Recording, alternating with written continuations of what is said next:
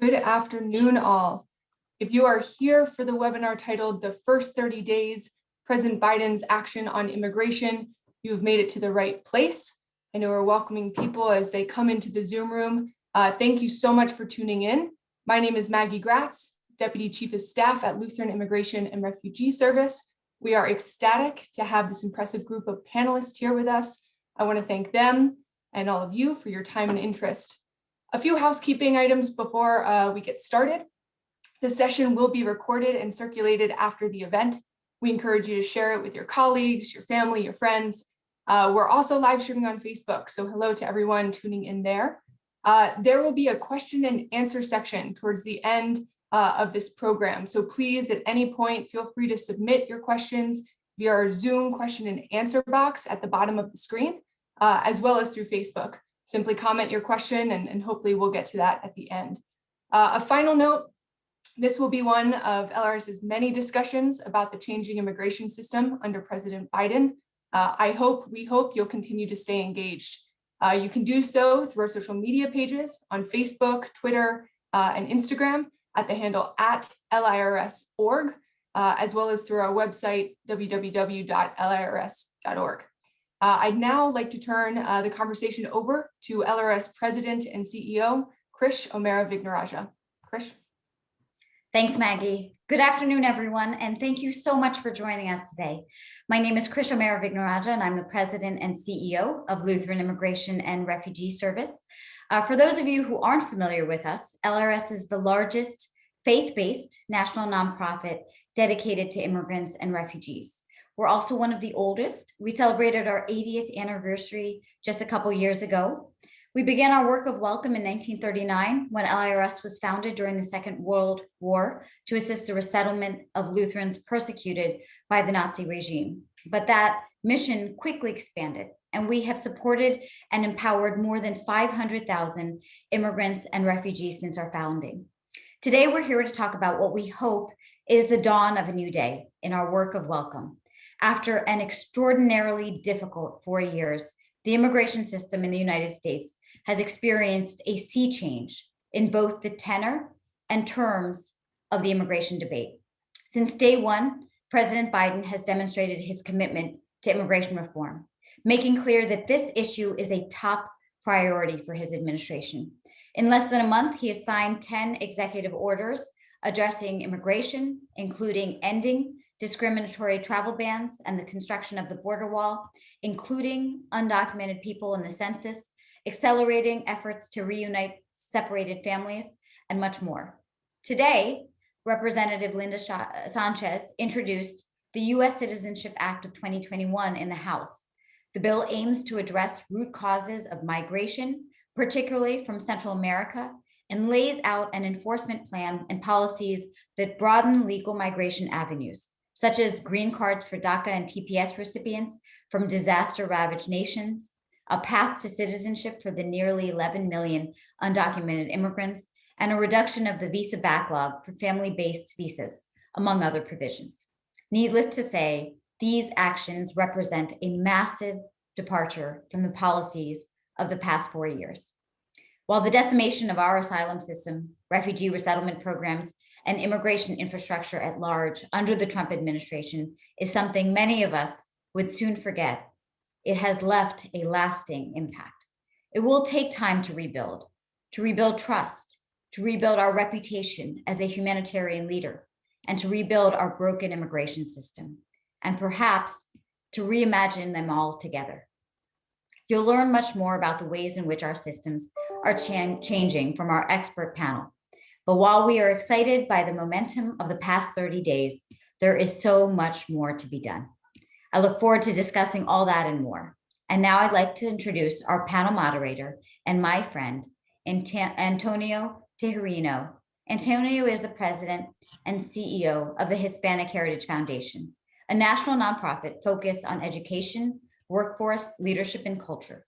HHF's work involves innovative programs in the tech and all STEM fields, entrepreneurship, finance, media and entertainment, and social justice, among others.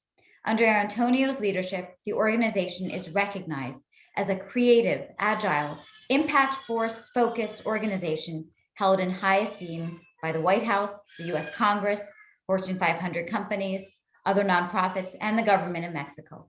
Antonio also serves as the executive producer of the Hispanic Heritage Awards at the Kennedy Center, which are broadcast on PBS, and is founder of The Loft, Latinos on Fast Track Institute. Antonio will now introduce our panelists. Thank you so much, Krish, and thank you for the critical role you and LIRS play in ensuring our immigrant and refugee communities are protected, supported, represented, and treated with dignity. I have to tell you that it has been a tremendous source of inspiration for me to follow your work and to partner with you any chance I get in this space. In terms of inspiration, I also want to do a shout out to someone very special to me and to millions of immigrants and refugees. As executive director of Catholic Charities in the Rio Grande Valley, she has a numerous amount of awards, including our own Hispanic Heritage Awards at the Kennedy Center you mentioned earlier. But she was also recognized as Time Magazine's 100 Most Influential People in the World. She is joining us as a participant, but always a presence is felt. Thank you, Sister Norma Pimentel, for joining us. Appreciate your advocacy, commitment, and space, and grace. And I know that your impact will be felt even more going forward. Thank you, Sister, for joining us. And now it's my privilege to introduce today's panelist. So let me start with my sister, Sindy Marisol Benavides, who is a Honduran American immigrant who has experienced the American dream and now devotes her career to public service, ensuring that countless young people, women, and immigrants have the same opportunities.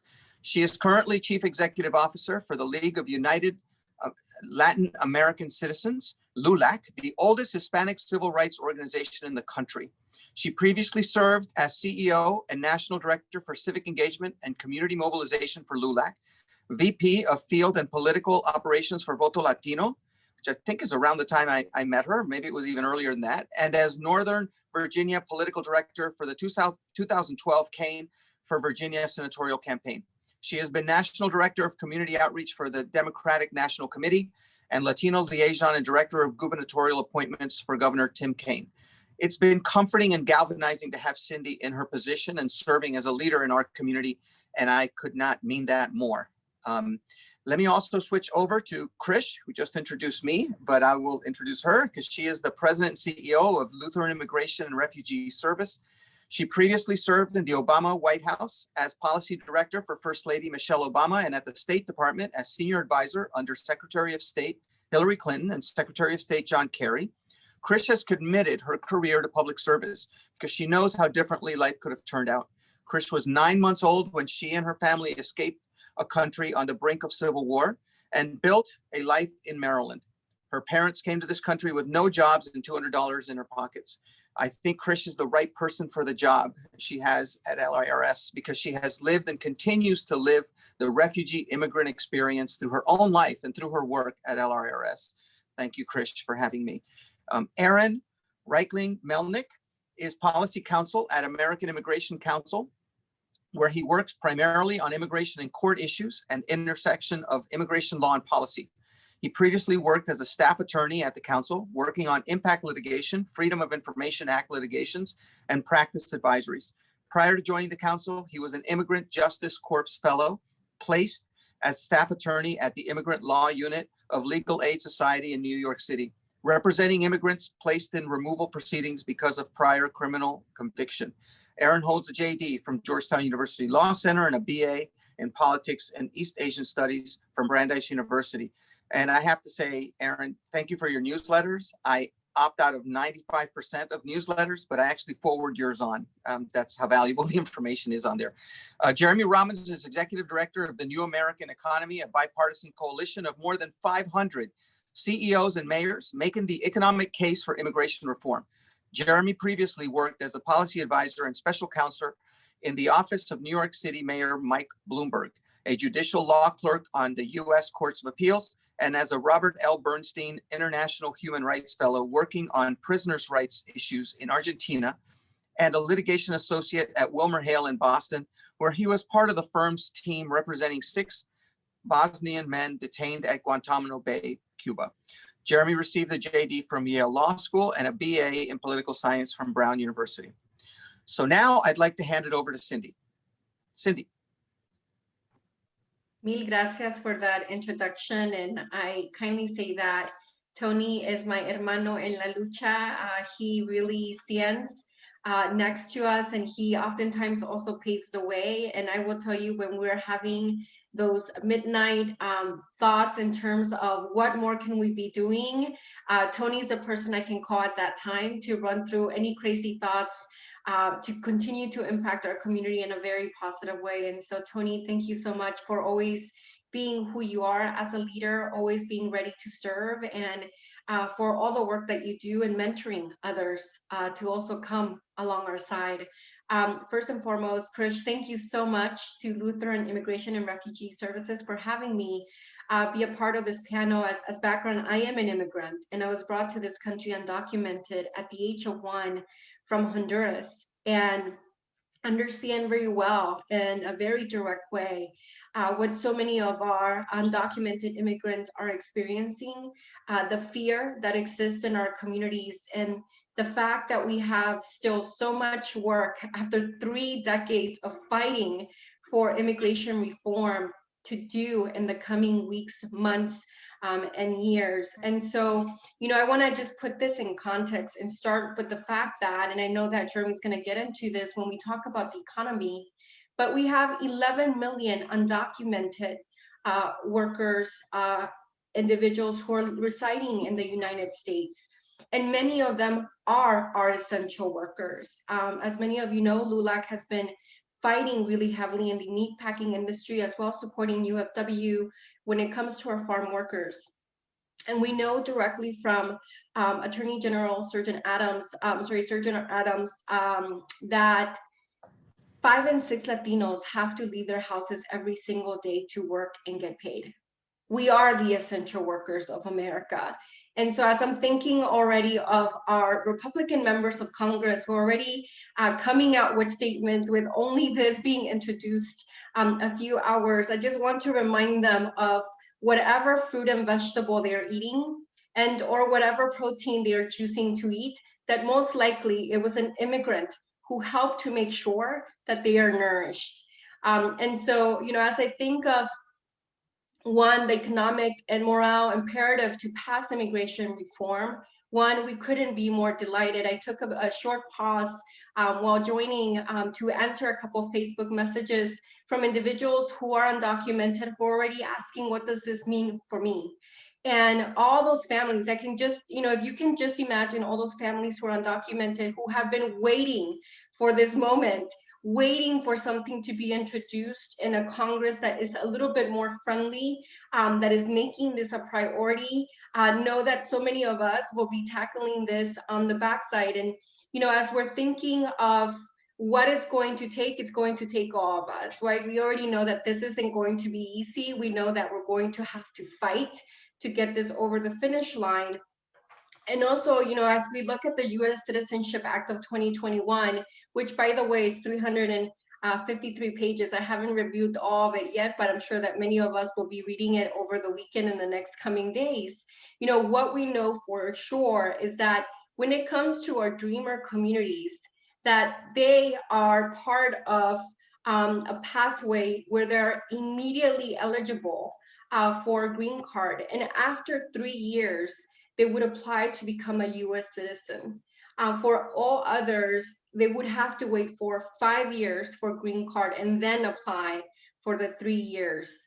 I want to mention just a couple of statistics before going back when it comes to our dreamer community, because there's always a little bit of confusion in terms of who they are. And so when we think of our dreamer communities, more than 5 million individuals live in a household that includes a dreamer. And that also is 795,000 US children have a dreamer parent. 4 in 5 dreamers are enrolled in school or employed. And we know that when we look at a lot of the different categories when it comes to work, whether it's food preparation service, sales, construction, office, and administrative support, our dreamers over-index. They're at 159K for food preparation, 147K in sales, 125K in construction, and 124K in office administrative support. But I would also mention that during this pandemic, so many of our dreamers work on the front line. They're in the health system as nurses, as doctors, as administrative support, as technicians, making sure that we are getting served.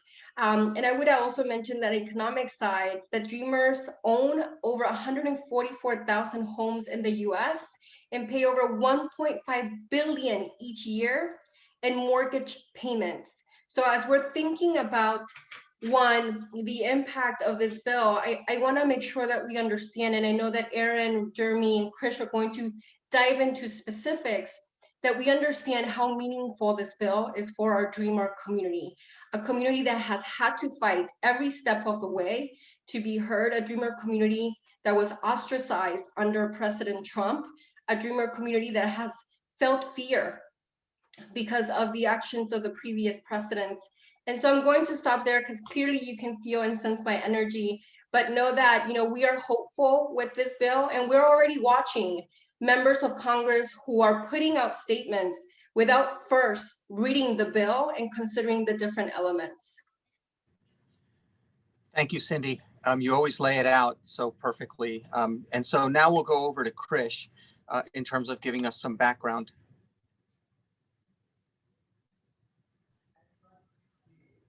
Okay, great. So I'm going to talk a little bit about refugee resettlement, and I know that there are a few slides that we wanted to put up.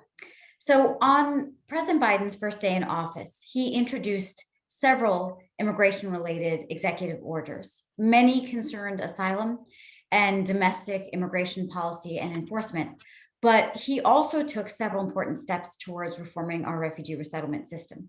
So as many of us know, Trump had issued a series of travel bans that precluded nationals from several Muslim majority and African nations, including Iraq, Libya, Somalia, Sudan, Syria, Nigeria, Myanmar, Eritrea, and Kyrgyzstan were, the nations that were affected.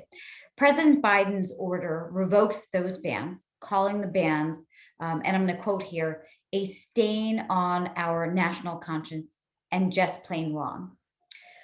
So this now allows visa processing and issuance and travel from these countries. Though President Biden did not sign any other order specifically affecting resettlement on his first day, he did introduce the U.S. Citizenship Act of 2021, which was introduced in the House today and includes several provisions related to refugee resettlement. So I'm just going to rattle these off, but these include changing the word alien to non-citizen, rebuffing language intended to dehumanize immigrants, and instead recognizing their humanity and dignity, prohibiting religious-based discrimination and limiting presidential authority to implement future discriminatory bans, promoting immigrant and refugee integration and citizenship by providing funding to expand programs promoting integration and inclusion on the state and local levels, requiring safe, secure refugee processing centers in Central America, and calling for a sufficient level of refugee officers to meet the demands for processing. President Biden's most significant action to date regarding refugees came in the form of his executive order on rebuilding and enhancing programs to resettle refugees and planning for the impact of climate change on migration. So the order contains several significant changes to the refugee resettlement system in the US. So these include the rebuilding and expansion of the US refugee admissions program, minimization of processing delays, an improved, fairer vetting program, prioritization of family reunification, increased access for the most vulnerable, including women, children, and other individuals who are at risk of persecution related to their gender, gender expression, or sexual orientation, innovation in refugee processing through new technology, private sponsorship opportunity, which would allow private and community sponsors to fund or provide resettlement services for refugees reuniting with a broader range of relatives in the US, expedited processing for special immigrant visas. So these are the special visas given to Afghan and Iraqi nationals who have served the US alongside with the military at great risk to themselves and their families. So the order also revoked a 2017 Trump memorandum that implemented what we call extreme vetting, which was nothing more than discriminatory policy by another name. And it lays out detailed plans for strengthening and improving the infrastructure, transparency, and the efficiency of the refugee resettlement program. So to LIRS and many others, a particularly important part of the order is its inclusion of climate migration, which was actually one of the top 10 immigration policy priorities LIRS laid out for the Biden administration. So climate change contributes significantly to the displacement of people around the globe, as it threatens lives and livelihoods. According to the International Organization for Migration, the number of climate displaced people is projected to rise to 200 million by 2050. Yet at present, no country or international body legally affords any protections for climate displaced people. So Biden's order begins to address this, calling for a report that investigates climate change and its impact on migration, including forced migration, internal displacement, and planned relocation. So it requires that the report include, and I quote, discussion of the international security implications of climate-related migration, options for protection and resettlement of individuals displaced directly or indirectly from climate change, and opportunities to work collaboratively to respond to migration resulting directly or indirectly from climate change. So at LIRS, we hope this report results in tangible action to reduce climate change effects, support adaptive and resiliency efforts for affected communities, and create durable solutions and pathways for resettlement. Ultimately, we would like to see the United States collaborate with international bodies to develop a global framework that recognizes climate change as a primary factor of migration and implements safe pathways for resettlement as a last resort. Also, we're going to continue to work with Congress to pass legislation that would create a global climate change resiliency strategy and a new national humanitarian program for people displaced by environmental disasters or climate change beyond expanded TPS, so temporary protected status.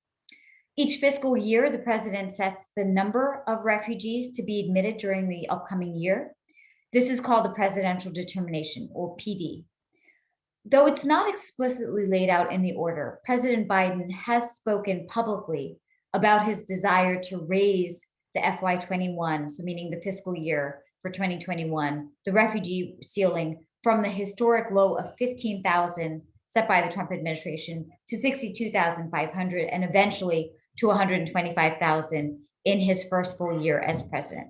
Okay, so I know I've thrown a lot at you, but in short, we're excited about where things are going. I'm sure we would discuss a lot more of this further in the panel, but for now, I want to turn it over to Aaron, who will tell you more about the changes to asylum policy. Thank you, Krish, and thank you to LIRS for arranging this and having me on this call. It's a real pleasure. So on January 20th, when President Biden took office, the US asylum system was in the worst state it's been since the passage of the Refugee Act in 1980. After 4 years of President Trump, our ability to provide humanitarian protections had been deliberately gutted and taken back to a state which we haven't seen in a generation. Beginning in 2018, when we saw thousands of families ripped apart by the President Trump's zero tolerance policy, and then in 2019, when tens of thousands of asylum seekers were stuck in Mexico under the so-called migrant protection protocols, the Trump administration devoted all of its efforts to blocking people from coming to the border. That culminated in March 2020 with the shutdown of the border under an order supposedly based on public health, but which in reality was ordered directly by Stephen Miller and the White House.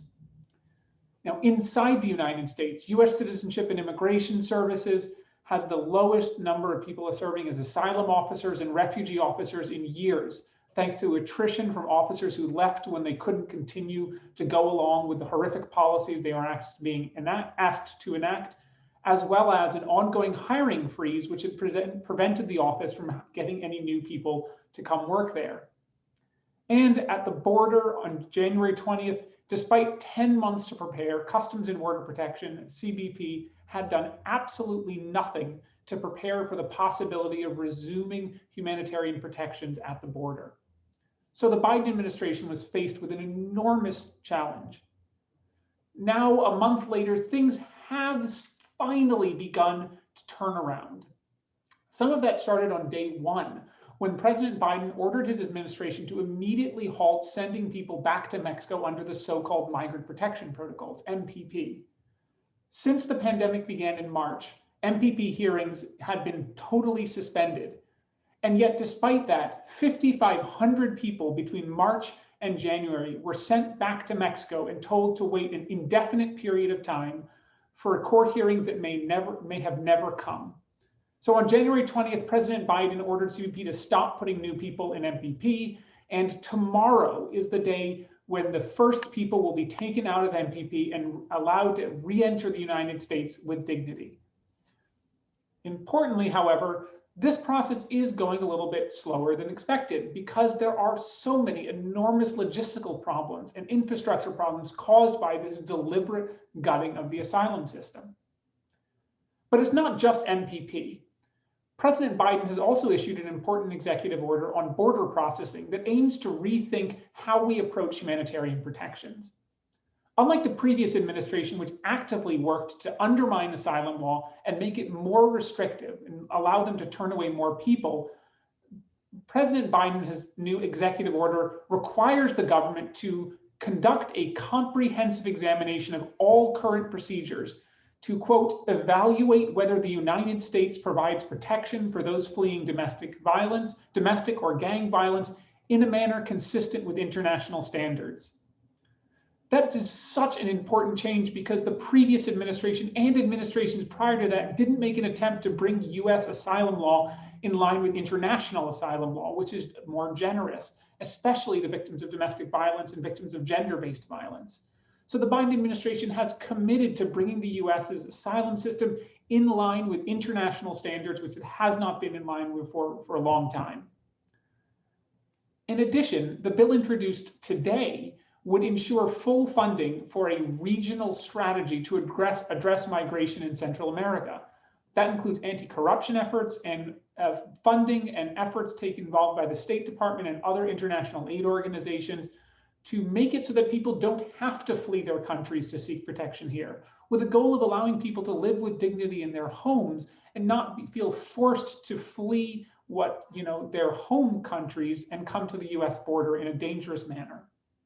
But there is still so much to be done, and that especially comes when it comes to lifting restrictions relating to COVID-19 and restoring an asylum process at the border. Every day, even today, hundreds of people seeking asylum at the border are still being turned away under policies put in place under Trump and kept there while Biden restores capacity. Now, the Biden administration argues that keeping those restrictions in place gives them breathing room to restore that ability to process people, to rebuild that infrastructure, and to put the guts back into the system. But that is cold comfort to those people who end up deported in the meantime, especially those who feel that they cannot wait any longer and choose to make the difficult decision to cross the border. We also have to keep in mind that restrictive changes due to COVID-19 or supposedly due to COVID-19, we're not just against those seeking humanitarian protections, but also against legal immigrants. Under a blanket order blocking legal immigration and many work visas, the Trump administration relied on a false claim that immigrants take American jobs to suspend immigration due to the COVID-19 pandemic. That order is still in place, and the Biden administration has continued to defend it in court, including defending that false idea that immigrants threaten American jobs. So restoring a safe asylum processing system at the border and lifting harsh restrictions that were supposedly based on COVID-19, but were really just an excuse to impose Trump's anti-immigrant views, is something that the Biden administration still needs to work on. But we are heartened by the fact that today marks the first person taken back out of MPP through a formal process. And we're really excited to see that happen because there are hundreds and thousands of people, hundreds of people in Matamoros in a refugee camp who desperately need our help, who are freezing right now in the temperatures, who, like many who are in Texas, who don't have any power or access to water. and as well as thousands of people in border cities like Ciudad Juarez and Tijuana who desperately need our assistance getting out of MPP. So we are excited to work with the Biden administration to make that happen, but we are also ready to hold them accountable for restoring access to humanitarian protections at the border going forward. Thank you. Thank you so much. Really appreciate that. And I know you mentioned Matamoros. I know Sister Norma has been going back and forth from Matamoros, and she's seeing it firsthand in terms of what's going on there. And actually, as an aside, just being an immigrant from Nicaragua, I'm interested in what the Biden administration will do with TPS. You talk about separated families. It would be about 300,000 children under 18 being separated from their parents. So I know they extended the stay until the fall, but hopefully they're going to do a lot more. So let me turn it over now to Jeremy, if he could finish off this part of the panel, and then we'll go on to the Q&A. Absolutely. Thank you, Antonio and Krish, LIRS, for having me today. It's a pleasure to be here on a panel with you both, and Sindy and Aaron, and all of your incredible breadth of expertise. As Antonio mentioned, my name is Jeremy Robbins. I'm the Executive Director of New American Economy, the bipartisan think tank and advocacy organization working to make the economic case for smarter immigration policies. We're working in more than 100 communities across the country, launching programs and policies to make immigrants and their receiving communities more successful, more cohesive. We've been able to have some tremendous success in many of the most conservative pockets of the country in getting communities to actively invest in immigration and in making sure that immigrants, after they arrive, are able to be integral parts of the community, to succeed together with everyone else. So my piece of the puzzle today is to lay out how immigration impacts the economy, how our immigration system so often gets in the way of that, and what the Biden administration has done and is doing and is promising to do to fix it. So let's start with broad strokes. The simple fact that hardworking, risk-taking, smart people want to come here is perhaps the United States' greatest global competitive advantage, right? And it's not just great because those people are going to come here and they're going to do so well in America.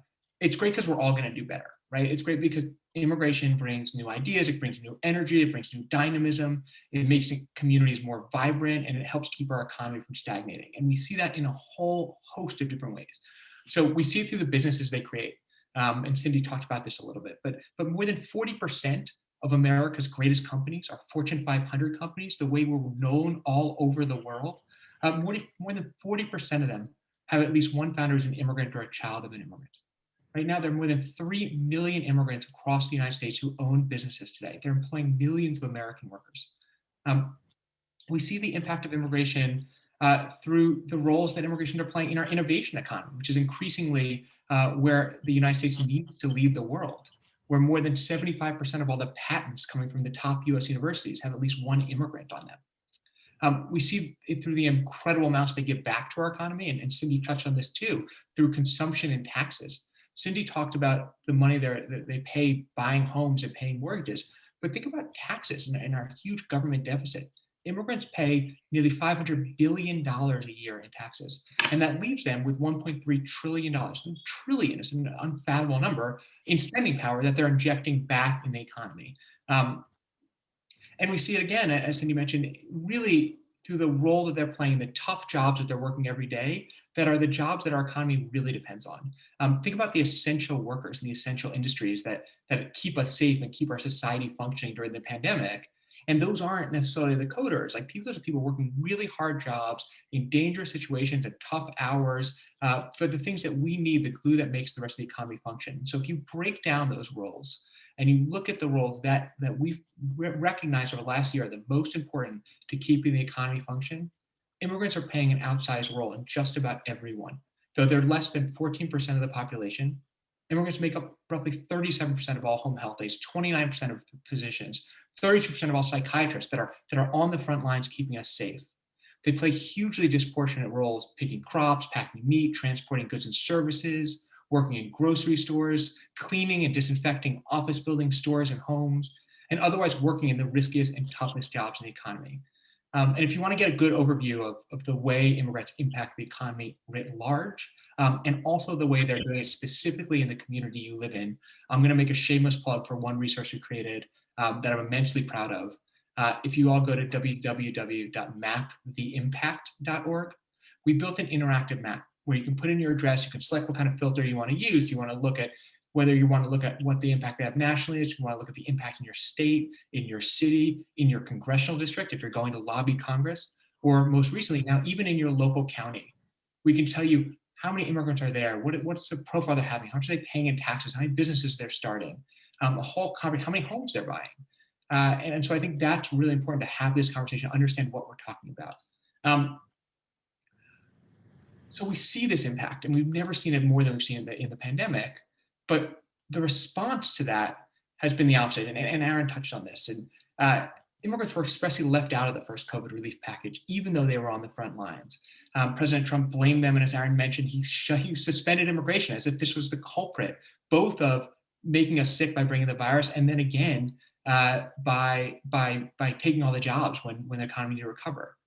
And so we need to fix that. And certainly we need to get rid of the immigration ban. But the truth is that our immigration system was hugely problematic long before COVID and long before President Trump.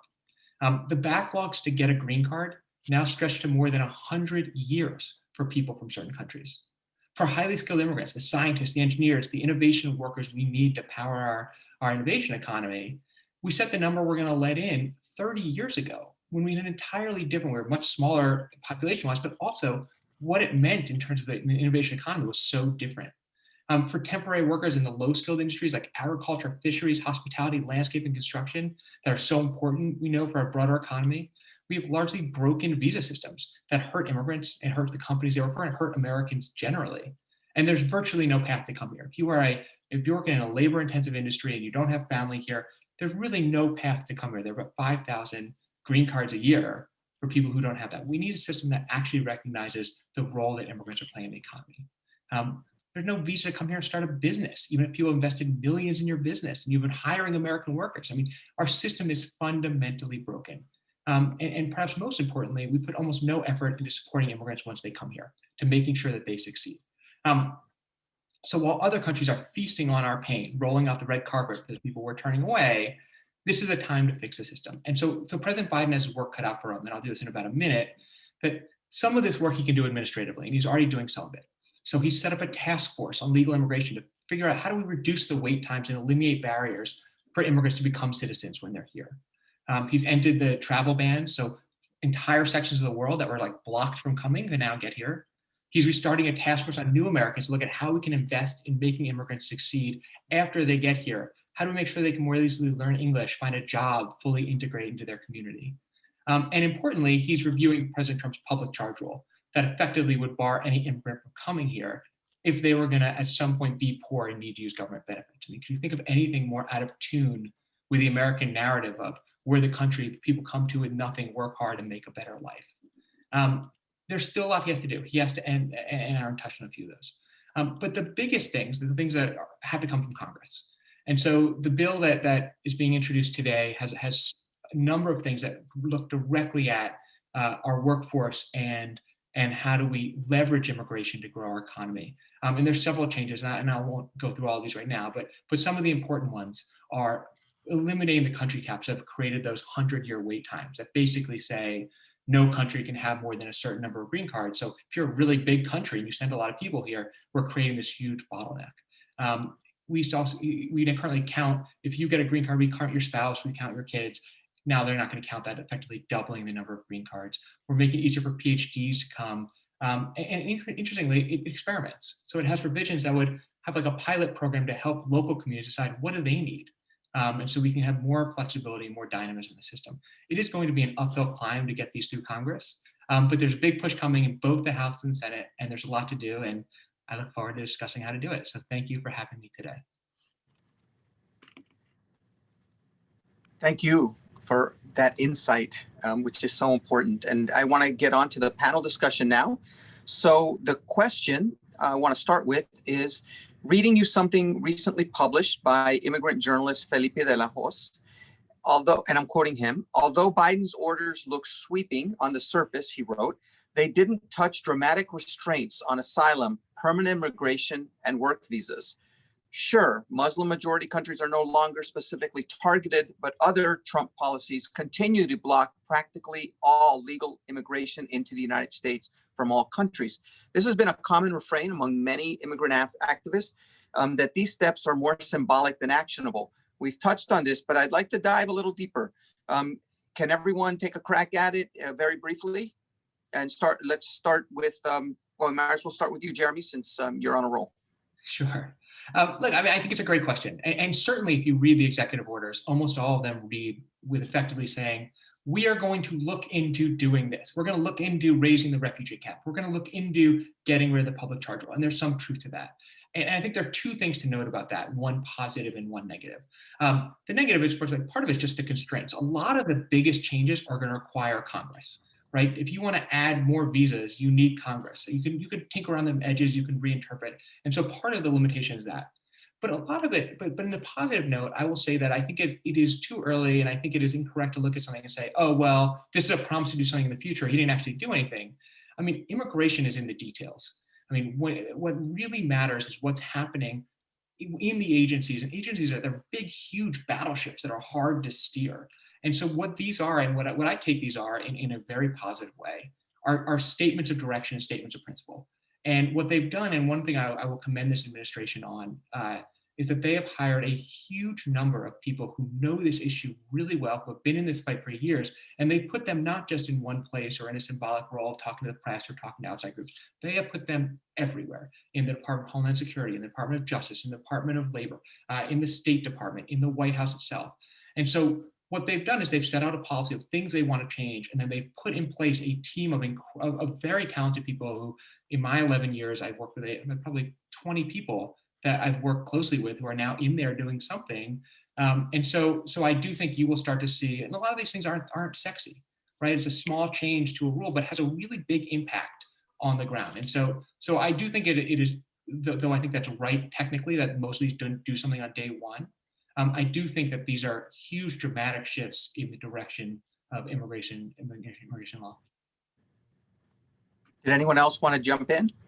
I can jump in here, Antonio. And what I would say is that, even before President Biden came in, he met with a group of Latino organizations, LULAC included. And although we touched on different issues from education to technology to obviously COVID-19, the vaccine, the discussion around immigration was a big one.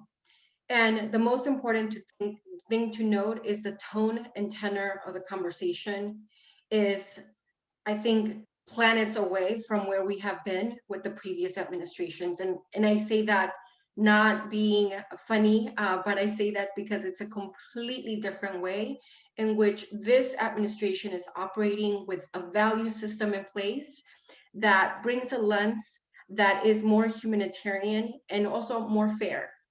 I would also mention yesterday, I know Sister Norma actually was facilitating a conversation with Secretary Ali Mayorkas. By the way, an immigrant himself, appointed at the highest level, someone who's experienced and seasoned, leading this major department. And in that conversation with Sister Norma and with Secretary Mayorkas, as well as other high-level meetings like David and Angie Kelly, we know that this new team in place is still uncovering and assessing all the damage and harm that has been done by the previous administration. And so I think we also have to understand that we're just a few weeks in, barely a month into this new administration, and that it's going to take a little bit of time.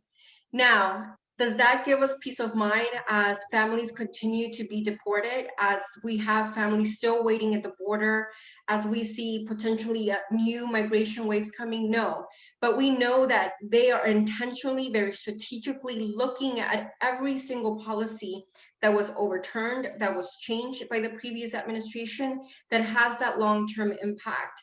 And I would certainly say that, in talking with different elected officials as well as new members of the administration, Jeremy's right on point. I mean, like, the individuals that have been placed in these positions are individuals that have worked in this field for decades, individuals who know firsthand what it means to be impacted by a specific policy. And so I do think there's, obviously some work to get done. And, even in looking at the bill, yes, we will be issuing a statement. We're going to be reviewing it. But, I want us also to think of the Dignity for Detained Immigrants and Shutdown Family Detention Bill.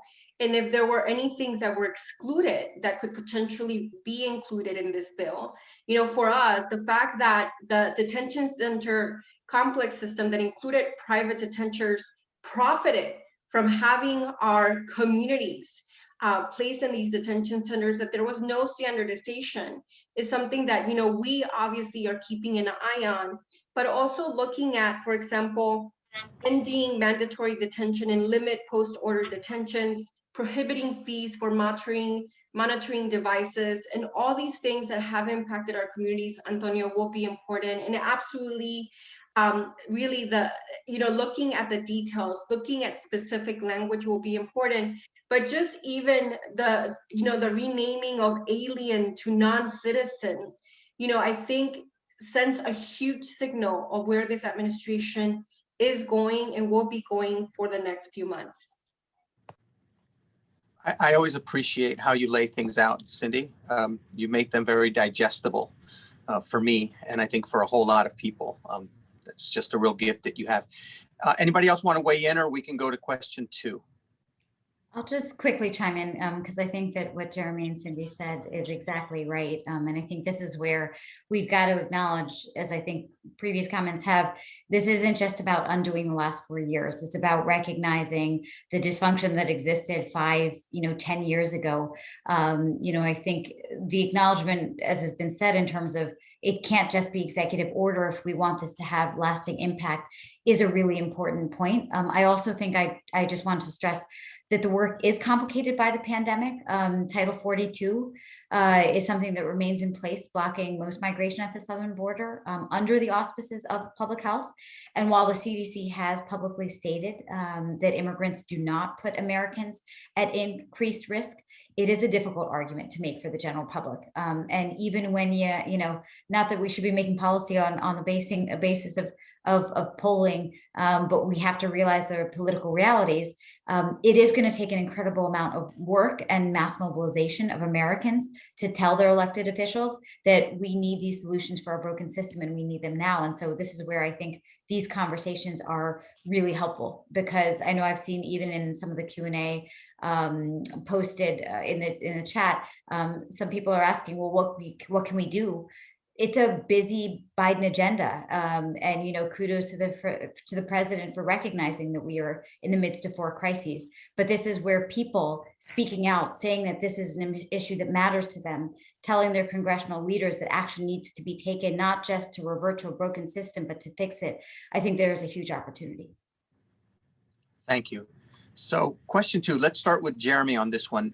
One policy priority that we have not yet seen addressed is the advancement of workforce and education opportunities for immigrants. And this is a huge area for me and the work we do at the Hispanic Heritage Foundation. We're teaching 100,000 kids how to code, and most of them are immigrants or from the family of immigrants. And we're even doing it in Spanish to make sure that we're providing access to everyone. You've made clear that immigrants are an incredible asset to the economy, but we're interested in how their skills and talents could be best utilized and provide opportunity for individual growth. What to you would effective workforce and education development policy look like? And this is really interesting for me because we're actually on the ground executing these programs, but it goes hand in hand with policy, which is why partnering with Sindy on all these things is so important, because they do both. And as a follow-up question for Krish, what beyond the obvious life-improving aspects for individuals would be the value of providing more education and opportunity to the immigrant community? So let's start with Jeremy first.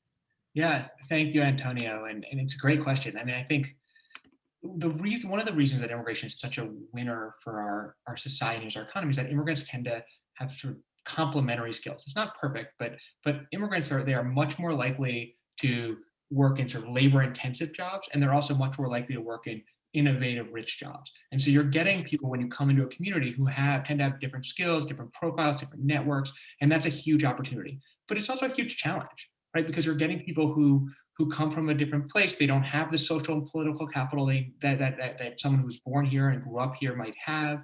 And so they're huge challenges with it. And so one of the lessons I think we think a lot in our work, and I'm sure you do in yours, is like, that's why we need to invest, to leverage the opportunity people have. And that's hard to do. And so one of the things that we've done is trying to figure out, all right, well, what does work? What are the sort of the secret sauce? And so we launched something 3 years ago that was called a cities index. And what we did is we got a bunch of the top scholars in the country to say, what are the things we're looking at? Is it that people are making more money? Is it that they're participating in civic society and they're voting and sitting on community boards? Is it that they have better health outcomes? Is it they have access to housing? And so we came up with 51 indicators that are, well, both some of them are policy and some of them are economic and social, about are immigrants succeeding? And we measure the top 100 cities, and we came up with a cities index that you can go to on our website at newamericaneconomy.org. And basically what it is a baseline. It's like, if you have this policy, does this result in better outcomes? And we don't know yet because we're only 3 years in. But what we can see is like the cities that are really successful, and what are they doing? And it tends to be that these are the cities where immigrants look more like the neighborhood. They're less isolated, so people are they're living in similar areas, they're more likely to vote, more likely to be in civic society, or they're areas where they have really distinct skills and they're able to leverage those skills. So personally, people need to learn English. That is the thing. Of all the things that are barriers to success for people, if you don't learn English, it's really hard to see in America, right? And so cities that invest in making that an option for people so it's easier to learn English. At the same time, cities that invest for people who don't know English yet in making their civic city services more accessible by translating things into multiple language. So when COVID hits and people don't know, what are the benefits? Where do I get healthcare? Where do I get a vaccine? What do I do? If you can get a hotline up right away that has multiple languages so that people can call it, you are going to have more people in your community able to come together and take part in this response. You look at communities, there are communities that are putting resources right in immigrant neighborhoods like Salt Lake City, Utah, which has a whole resource center. So when you arrive, you don't have to go far from your home to navigate it. It's coming to you with the resources you need. And so, this is a long answer to a very direct question, which is that we need to invest, we need to experiment in what we're doing. We need to meet immigrants where they are, and we need to equip them with the language, the social networks. I mean, putting immigrants on community boards is a really good step, so people are not siloed, so you meet people who are from a different place than you. And there are a lot of communities doing that you would never expect in some of the most conservative pockets of the country, having huge success doing this. And so I would say to anyone on this call, this is something you can do in your local community. No matter where you are, you think it's an unfriendly community, you think it's a friendly community to immigrants, there's a huge appetite to do this, and we'd certainly love to work with you, and I'm sure others on this call would too. Yeah, and shout out to immigrants that are founders. I think it's almost half of all Fortune 500 companies were founded by immigrants. So we certainly have that gene in us to create our own opportunities. And I just want to follow up again with Krish and what beyond the obvious life improving aspects for individuals would be the value of providing more education opportunity to the immigrant community. And as a time check, I want to let everybody know we have about 8 minutes left before Krish takes us to audience questions. So I have a couple of more to get through here, and I want to be able to get to Aaron and to Sindy with something. Yeah, so at LRS, we've seen firsthand what can happen when new Americans are given the opportunity to reach their full kind of professional potential. So we have something called New American Pathways, and we designed it with that in mind. So the program basically gives immigrants and refugees who may have been forced to take their first job that they were offered, which oftentimes is, a low-paying, low-skill work, the opportunity to sort of access the education, training, exactly what Jeremy's talking about, that helps put them on a professional pathway that they want to follow. And what we see is they're better using their skills, they're happier, they're more satisfied with their work, and their communities feel the range of benefits from their presence. So just to give you a couple data points, according to our friends at RCUSA, just to give you just two examples, in Columbus, Ohio, refugees supported an estimated 21,273 jobs and contributed 1.6 billion to their local economy every year. If you look at Lancaster, Pennsylvania, refugees helped create or preserve 1,062 local manufacturing jobs that would have either vanished or moved elsewhere as a result. And so this is where, I'm going to cite Jeremy's research because it is essentially kind of our Bible of economic data. The New American Economy, when they then did their analysis, they were able to show that immigrants brought in $492 billion in taxes in 2019, and that the more than 3 million immigrant and refugee entrepreneurs generated over $90 billion in income. And so that's where just, Jeremy's given you some stats. I know that many of us know so many of these. I think part of what we need to explain, especially during a pandemic and an economic recession, is that this is exactly why we need immigrants in our communities. That's right. So let me do this one for Aaron. There's been a lot of talk and concern about the new border crisis. Can you explain where that's coming from and provide a realistic view of the current situation? It's confusing in terms of some of the labels that we've had over the last, forget about the last 4 years, over the last 12 years, where we're shifting in terms of what things are called, even though they're the same things. So what do you think the Biden-Harris administration can do? Well, and also, how do we change these narratives and improve public education about asylum seekers and the situation at the border? Because that's also going to be really important. Yeah, and that's a great point. And I think certainly on the word crisis, I'm calling for a complete and total shutdown of the word crisis until we can figure out what's going on is the joke I make on that. But because the answer is that this crisis narrative is one that's often been driven by right-wing restrictionists who want people to believe that the border is in a state where the immigrants are going to come over and kill you and your family and take away your jobs and destroy your way of life. And the reality is, of course, it's never been that way. Border communities are some of the safest and communities in the country. And I've been there and I've talked to people who grew up there and love the places they live, and none of them feel threatened by what's going on at the border. So what is happening, however, is there is an increase of the number of families coming to the border. It's not a very high increase right now, but it is an increase. And many of those are being turned away under this border expulsion policy that President Trump put in place, and which I mentioned earlier, which Biden has kept up. Some small numbers of families are being let through, however. We've already seen, however, tiny numbers of people being leaked as if they're dangerous amounts. Breitbart leaked that 150 families are being released every day at the border, which is nothing. That is a tiny number of people, because in the past 2 years ago, it was 4,000 families a day. And so as a result, the message I've been trying to send and the message the Biden administration is very different than the Biden administration's message. What we've been trying to say is we've got this. What really is needed is a surge of humanitarian resources to NGOs along the border, to processing centers, and to, in many ways, to the ports of entry and to the places that are actually handling people on the front end, so that people don't get overwhelmed and that nobody has to be kept in custody. But the reality is that people aren't going to be able to wait forever. And so you are seeing more numbers of people come.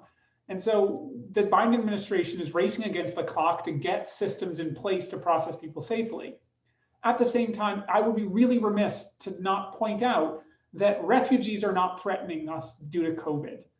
There are about 280,000 people who cross the border every single day. US, usually binational citizens, US citizens who hold dual citizenship, most of them, who cross the border every single day. We have no COVID restrictions. And we just weeks ago imposed the first COVID restrictions at airports. So the idea that a few hundred families, a few thousand families is going to, cause us all to get COVID is ridiculous. We're doing that to ourselves quite well enough. What we really need to do is put in place sensible systems that apply equally to everyone, that treat seeking asylum as an essential travel, which it is. Thank you. And I want to go to Sindy now. And this is a very important question because sometimes we have to rebuild a connection to those that have been targeted. And it's really important that we do that as part of the overall situation that we're all trying to deal with. There's the policy side, then there's this other side of things, which is what needs to be done to regain that trust of dreamers, undocumented people, and other affected populations after everything that's happened with family separations and abuses in ICE detention, and those things can't be righted, and the policy or other changes need to happen. But what can we do to rebuild that connection and trust with some of these communities that we're trying to serve? I would say, Tony, there's so much that can be done in terms of communication and then action, right? We've seen, when we talk about diversity, equity, inclusion, a lot of statements come out, but then it doesn't really reflect internally the values or the representation of those individuals that are being spoken of within statements.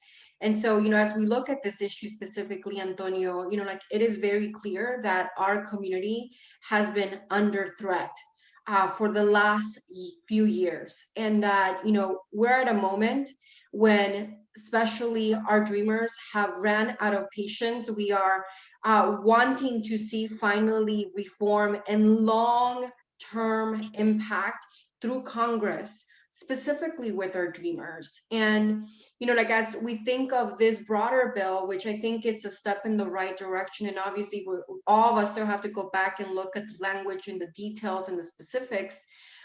We know that there will most likely be other bills that are introduced, like the Dream and Promise Act, which passed in 2019.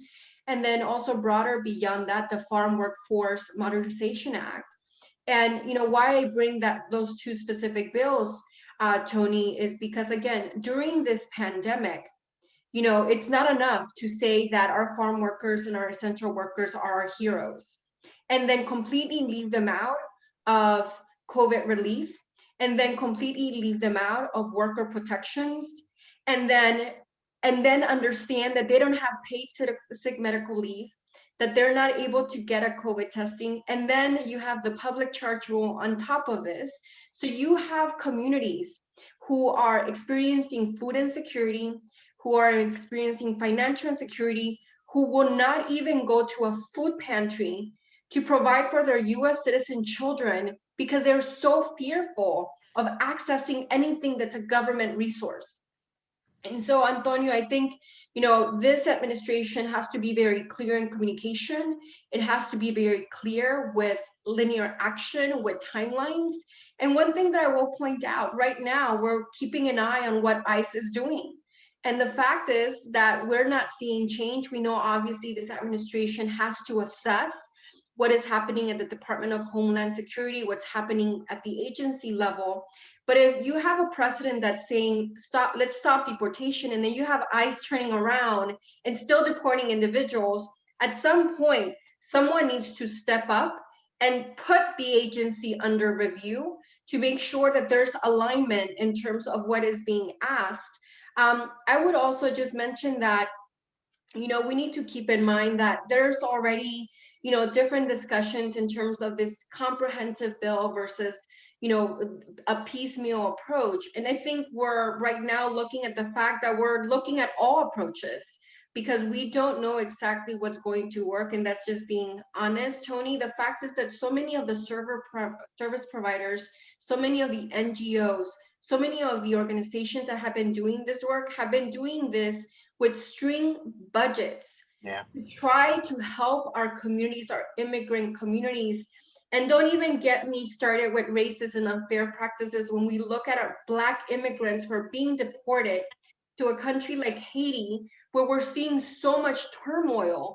And so I do think this administration has an opportunity to look at our policies from a race lens, to look at our policies from what we seek to be as a nation that is inclusive of our immigrant heritage, and to be very, I would say, understanding also of our criminal justice system. The fact that we still have 287G, that we're still imposing on our police officers this specific threat that keeps our communities away from reporting crimes. I think it's, something that for many of us, we bring to light, because as we speak with our police officers at the local and state level, we know that, even, if it happened in Prince William County, guess what? Immigrants that are in Fairfax County may not be aware that it's only in this specific jurisdiction. And so immediately we're creating this this fear within our community. And then I would just say that we have to be conscientious of this narrative of immigrants being threats. And I think Aaron actually specifically alluded to this, right? The fact that when you look at ICE memos and they're specifically categorizing our immigrant community as threats and how big that umbrella can be, I think, this is where we as community members, as advocates, force them to define specifically what they mean, because a general category could mean all of us. Thank you, sister. That's right on. You energize me where I right now want to go out into the street and see what I can do. So I always appreciate your perspective. And as a follow-up question for Krish, I want to ask this last one from my part, because this is probably the question that gets asked of me at dinner parties or on Zoom calls or even from family members. Can you provide more insight into the Family Separation Task Force and actions being taken to address this crisis?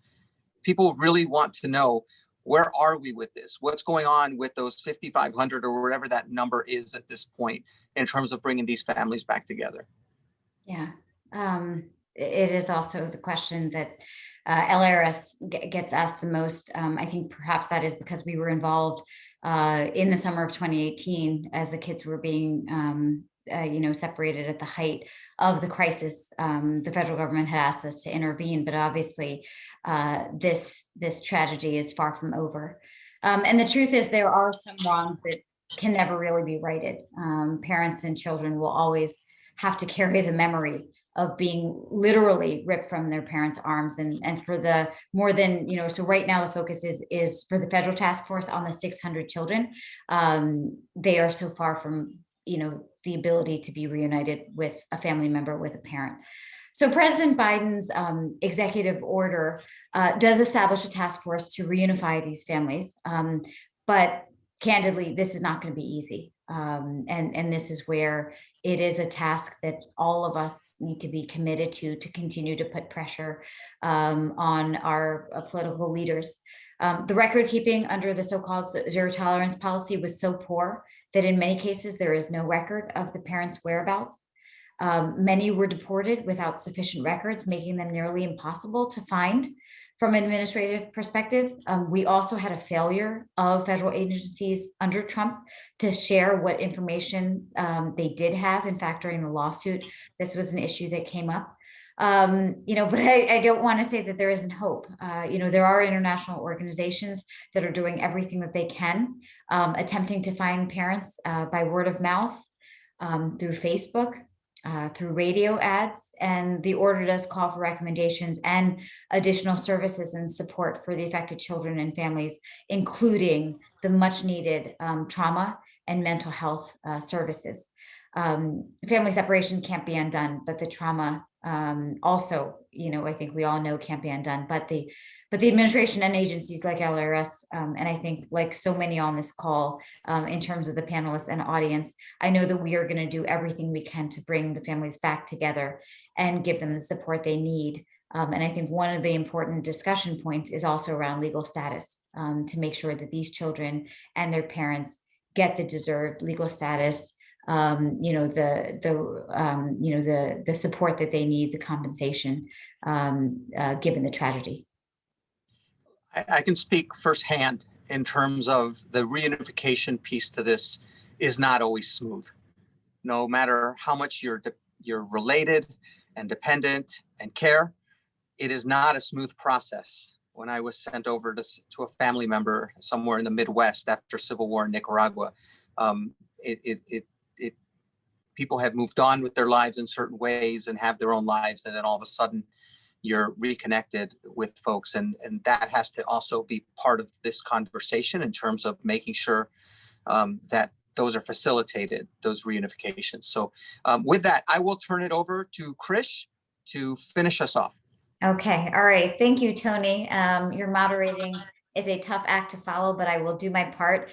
And I am impressed with how prolific our audience is. We have more than 50 questions, and 22 minutes. So I'm going to try to lump a couple of them together and maybe just urge panelists to try to be concise. I know you all have such expertise, so I don't want to cut the conversation short, but I also know that we have an inquisitive audience. So maybe the first question I'm going to ask is, Jeremy, maybe I'll direct it to you, but obviously this is fair game for everyone. So this question comes from Blanche, and the question is, how do you evaluate whether your community has what immigrants need? Yeah, that's a great question. I mean, I'll say just really briefly that I think at the one thing from doing this work for a decade and working in a lot of different communities is that I have no idea what immigrants need. The people in your community are going to know what your community needs. And so I think that when we go to a community to work, the first thing we always do is we get the mayor, we get the business community, we get the nonprofit community, we get the faith community, we get everyone together at a table. And we say, like, here are the kinds of things that communities know. Even when we do research projects, we lead with research. Like, here's, we want to show you what's going on in your community. We don't give them a research project. We say, here are the kinds of things we can look at. Like, what are you interested in? And similarly, when we work on these strategic plans, we've done dozens and dozens of these like strategic integration plans, which have 50 concrete things or 20 concrete things that they're going to do. It has to be directed. So there are certain things that are common to all of them, and we do a lot of sharing where we bring people in, we show what's worked in different communities. But nothing works unless you have local people championing it and local people designing it from that stage. And I would just add, Krish and Jeremy, that I think it's important that, you know, if you're talking specifically about immigrant communities, that immigrant communities be brought to the table, and understanding that our immigrant community is so very diverse. I come from organizing, and rule number one is that our local and immigrant communities, our communities, they themselves have the solutions, and it's going to look very different in El Paso, in Fresno, and Iowa, and New York, and Miami. And so I think that at the core of this is making sure that we're uplifting their voices and amplifying what they're putting forth as solutions. That's great. Okay. So two questions that I'm going to pose together because they are related. So one question from Alice is there presently a plan to provide support for the MPP immigrants who are being released at the border now? And another question is from Francisco. How will a good asylum program look? What are the principal changes we should promote for an asylum program to be respectful of human rights? I can tackle those questions, and I would love to hear other panelists if necessarily can weigh in on the second one. For MPP, right now, the details that we have of the Biden administration's plan are that individuals will be tested for COVID on the Mexican side of the border, and once they are in the United States, they will be released and sent to a shelter, an NGO on the US side of the border who will help them arrange transportation to their ultimate destination. To my knowledge, there are not any current plans to provide further assistance than that. Personally, I think that we should, as a way of recompense and for what we did to all of them, is we should give them a lot more than that. But right now, there is nothing more than that, which is simply just they will be allowed to go to their final destination, wherever they intended to live in the United States. On the second question, what would a just and fair, asylum system look like? To me, I think one, respecting the dignity of the people involved, limiting the opportunities, requirements for them to relive the trauma of the reasons that they fled. Unfortunately, right now, the system often requires people to go through really horrific experiences, retelling every painful detail of what happened to them, often in humiliating circumstances, such as in ICE detention centers, sometimes with their children right next to them. So I would get rid of that. And I would also ensure that there is full access to counsel. Navigating the asylum system is complicated. It's complicated for educated people. It's complicated for lawyers. And so for many people, especially those who don't have formal educations, which is some small numbers, it is very hard for people to navigate the system. And so research has shown time and time again, the number one way to help people win their cases is to give them a lawyer.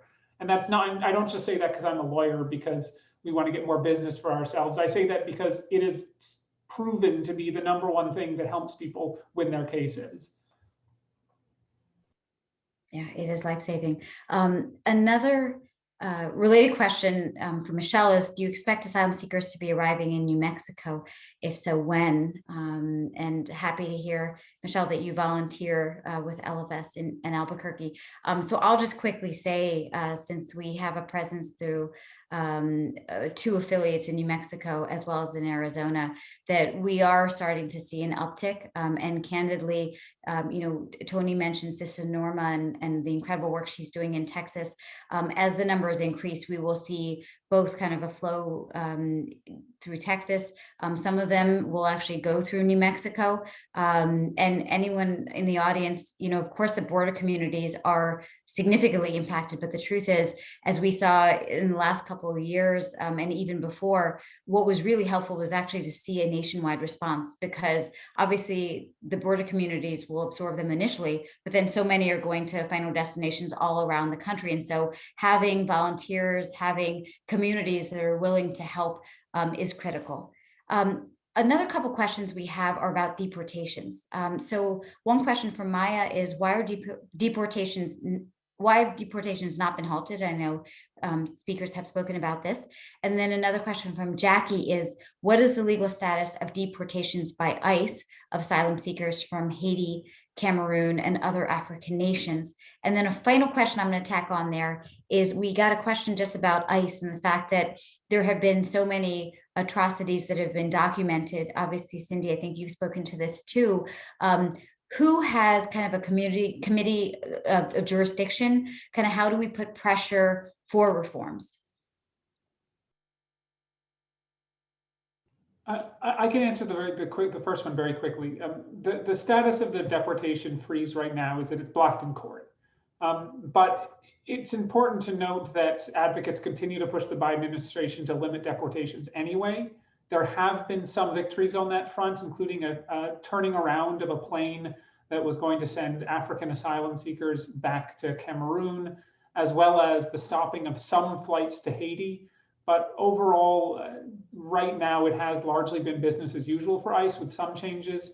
We hope that after today, when ICE issued new enforcement priorities, a lot of that will change. But right now, the people that ICE is deporting the most are those who are the recent arrivals, those who are still being expelled.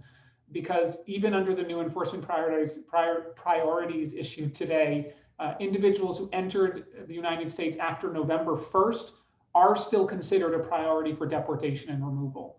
So new entrants are not being allowed to seek asylum, and many, including Haitians, are just being turned right around and deported to Haiti. And I would just add, Krish, that we do think that there needs to be a review of the agency. And something that comes top of mind, and I know so many of our immigrant advocates heard about what happened in the detention centers in Georgia, not only in terms of the increased number of COVID-19 cases, but also in terms of the hysterectomies, and understanding just the impact that had on women immigrants who, again, are looking for a safer country, escaping realities that so many of us have never witnessed or can even begin to understand. And so, I think as advocates, we need to keep a close eye on what continues to occur. I'm pretty sure, I know that Secretary Mayorkas has mentioned that over the next 90 days, they will continue to review and assess what is happening across the Department of Homeland Security. But I as individuals who live in America, who witness firsthand the separation of children and families, of babies in cages, and our own time in 2020, this just happened. We need to continue to advocate, and we need to continue to put pressure on Congress. Part of Congress is making sure that they're checking our other government institutions. And so I think this is where we as advocates can take an active role. Okay, great. So the next question is about climate. Can you talk a bit about climate migration? As it's been promised by the Biden administration, climate migration is nuanced, not necessarily linear. Do you think there is a risk of stigmatizing and creating fears of being flooded through the term climate refugees? So I'll start and just say, you know, I do think that there is a lot of debate about the right terms. When Senator Markey introduced in 2019 a bill that would actually create kind of an allotment of 50,000 kind of placements for those who are fleeing a climate related crisis, there was a lot of discussion on, if you use the term climate refugees, will that muddy the waters with refugee resettlement? Some people prefer the term climate displaced persons. But I do think it is an important issue, recognizing that many of the migrants we see today, at least a third of them, are affected, whether it's a primary consideration or a secondary consideration, by the climate crisis. What we are seeing is that the Biden administration obviously is looking into this to try to figure out whether there is a mechanism from kind of the resettlement perspective. We believe that it can't be part of the traditional system just because we already only accept so few, but that it needs to be a separate allocation. Anyone else want to jump in there? Okay, then I'll ask two other questions we have on different types of kind of avenues of coming into the country. Ronald asks, can I ask what is the situation with getting TPS for immigrants from Venezuela? And another question we have is about what's the current status? Is there any changes we expect or would want to see in terms of H-1B and employment visas or family visas? I'm happy to take the H-1B one, and then I'll defer to others on Venezuela TPS, where I basically just know what I read in the news. But on H-1Bs, so the H-1B situation, H-1B is the temporary high-skilled visa. It's 3 years, but it's one of the few visas that has a dual intent. So you can come in, and the idea is, instead of just going home afterwards, the idea is that a lot of people come in, are going to stay and get green cards, and we want that. There are huge problems with the visa. There are problems because there aren't nearly enough of them. There are problems because the regulations don't actually work really well. And so they set the level of like where they would kick in the regulations in 1998, and the world has changed. And so there have been a lot of attempts to fix that, to sort of make them both better tailored, so we're getting the best and the brightest in the world and getting the skills we need, and also just more available and easier to use. And so right now, the Biden bill does not do a whole lot around that. And I think there's going to need to be some real leadership in Congress. And so I think that's one where there hasn't been enough. And we talked about the areas that they've done a bunch and started going some areas, and they haven't really looked at a bunch of others.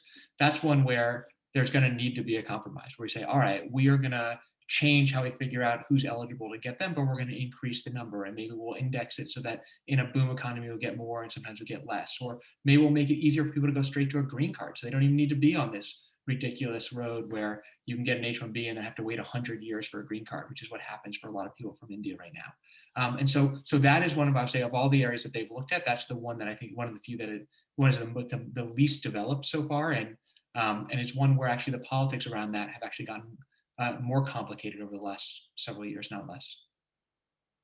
And then I would just add on TPS that I believe it was Senator Menendez who introduced a bill specifically to provide in the Venezuela Temporary Protected Status Act of 2021, specifically addressing the issue of TPS for Venezuelans. Okay, that is great. So there's a few more questions kind of related to just the public perception. So I'll try to frame a couple of these. Raphael asks, how can the success stories of immigrants who immigrated legally be leveraged to gain the support of Americans who currently feel threatened by illegal immigrants, highlighting how first, second, third generation immigrants and their children have attained the American dream?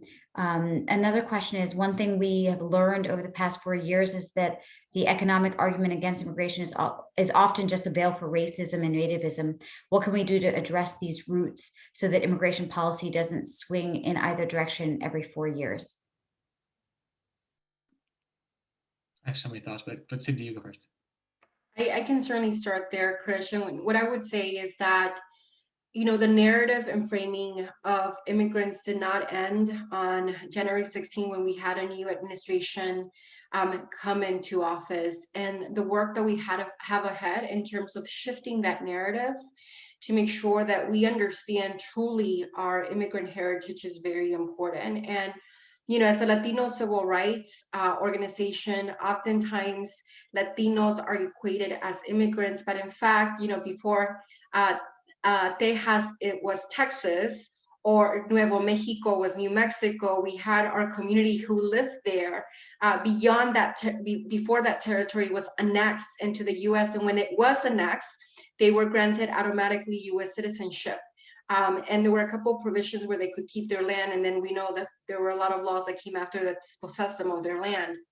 And so I think we ourselves have to understand our own immigration history and understand that, Latinos, it does not equate immigrants, right? And that immigration is America, right? Like, it's part of our American legacy and it's an American issue. I would also say that, as we think of our narratives, I think it's so important that we acknowledge that we have indigenous roots, and that it's so important that we understand the intersections of these issues and how it impacts all of us across the board, regardless of what state we live in. And more importantly, that, as we look at the economy in Germany, I know you're going to jump in here, but the contributions that so many of us are able to make as immigrants. And, oftentimes, for anyone who has not met an undocumented immigrant, I am an undocumented immigrant who now became legal and, is able to contribute in ways that I could have never imagined. And I'm just one story. If you can just imagine these thousands of stories that exist of individuals who have combated unimaginable challenges to be where they are, and that they're, super successful. And I think my brother Antonio said it, and Jeremy has also mentioned it, that you have so many, Fortune 1000 companies that are being led or were created by immigrants or the children of the immigrants. I think it's a narrative that still needs to be told. And then I would just end it with that we need to understand that there's a strategy in place of us versus them. And we need to be very cognizant, and when we hear this, be able to combat it very quickly. I know that so many of us, including ATL, are thinking of what can we do in 2021 to shift that narrative, not only of Latinos, but of our LGBTQ community, of our Jewish community, and of so many other communities that have been targeted. And I just want you to think of the number of hate incidents that have occurred in America in the last few years, and the fact that it's climbing, I think also tells you of the amount of work that we have ahead in terms of shifting that narrative.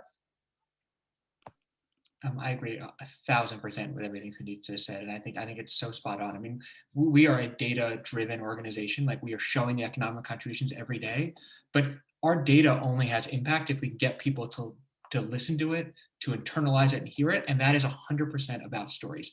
And it's about stories like Sindy's. And honestly, like, the story isn't the Chinese immigrant who came and invented Zoom and is like now a gazillionaire. And it's like, that's a nice story and that's important. The Fortune 500 stories are important. But one of the things when you look at like, how do you actually change minds?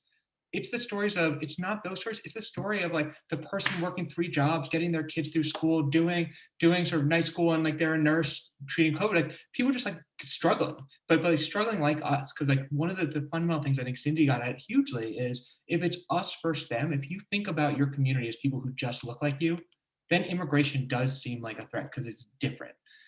But if you think about your community and like who you are and your community members are, as recognized, like, there are a lot of people, and some of them look like me and some of them don't, but we're all kind of going through the same thing. Then you're going to be pretty good on immigration policy, and so in terms of leveraging the stories of legal immigrants and undocumented immigrants, it's about telling the stories all over the place, not just the superstars, but it's just like the stories of people trying to do what we're all trying to do, which is take care of our families, give back to our communities, make a better life, get through the day. And the more that you see that, and so I think when I look at our work and like we set up offices of New Americans, we get funding for great citizenship, all these things that are great. I think the most powerful things that come out of these like strategic integration plans are often the soft things, the things that just bring people together. So you know people who aren't like you or from the same place in your community. And I think that's how you get people to open up and be more receptive to these arguments and listen to this data. And I'll leave on to an optimistic note, which is that one of the realities of immigration is that immigrants are moving to a lot of new places. Like, it's not just the immigrant gateway hubs of New York and Miami and LA. It's now, if you look at where immigrants are moving, like the states that are having the biggest impact are states like Arkansas and Tennessee. And what's going to happen is, like, first, that's going to be awful, because people are going to come in and they're not going to see people who don't look like them, or they're going to hear different language at the grocery store, and in their kids' school, there may be kids who like need different services. But then really quickly what happens is the places that have immigrants, though when they first get them, there's a lot of friction, those are the most tolerant places. And so in terms of changing minds, it's just like the more that we can have communities where people interact with each other and people who are different than them, that's how we change minds. I mean, much more than the data and everything else. We need the data, we need everything else, but we need people to interact and see the humanity in people who come from a different place. Okay, last question from Christine. What is the most useful action we can take on behalf of immigrants to change or at least affect administration policy and legislation? Are there particular offices within the White House or in the federal agencies we should contact? Okay, Byron, please. I was going to say it depends on each different issue. For legislation, I don't want to underestimate, people, please don't underestimate the value of writing a letter or an email to your member of Congress. They count every single interaction they have with a constituent. They value that, and those sort of things do make a difference depending on how people are going to support something. If you live in a swing district, that is especially true. And if you live in a place where your member of Congress is a little uncertain about issues, just asking for meetings on it, like bringing in local leaders, local immigrants, and asking for meetings with your member of Congress can make a huge difference. Because when you put faces to names and you let them actually talk with an affected immigrant, that can change hearts and minds. You know, it's not necessarily the idea that all politicians only ever listen to corporate overlords. That's actually not true. That we've all seen in our work how campaigns of getting the average person to come and talk to their member of Congress can make a difference. So I strongly encourage that. And I also encourage that when it comes to reaching out to ICE, signing on to letters of support for specific immigrants and other work along those lines. And then I think others have great answers as well. I would jump in and say we absolutely have to keep our eyes on the prize, and that's we need action in Congress, right? We want that long term. We want to make sure that we have the long term change occur. And you know, right now, all of us, I can tell you, are collecting the stories to be able to highlight them. And there may be individuals who don't, because they're fearful, who may not want to share their story, but we can work with individuals and say, you know, I spoke with 3 different individuals who live in these 3 congressional districts in this specific zip code. And because of fear, they're not able to come, but here are their stories. Obviously, it's more powerful if it's the person themselves, but already I can tell you organizations already, you know, working to collect the stories so that, you know, if you're in Congressional District 26 in whatever state you live in, we're able to send those directly to the member of Congress. And it's absolutely important that they hear it directly from the constituencies impacted. I would just also flag that oftentimes we also see different immigration bills at the state level. And in some cases, they deal with in-state tuition or they deal with other aspects. And this is multi-layered.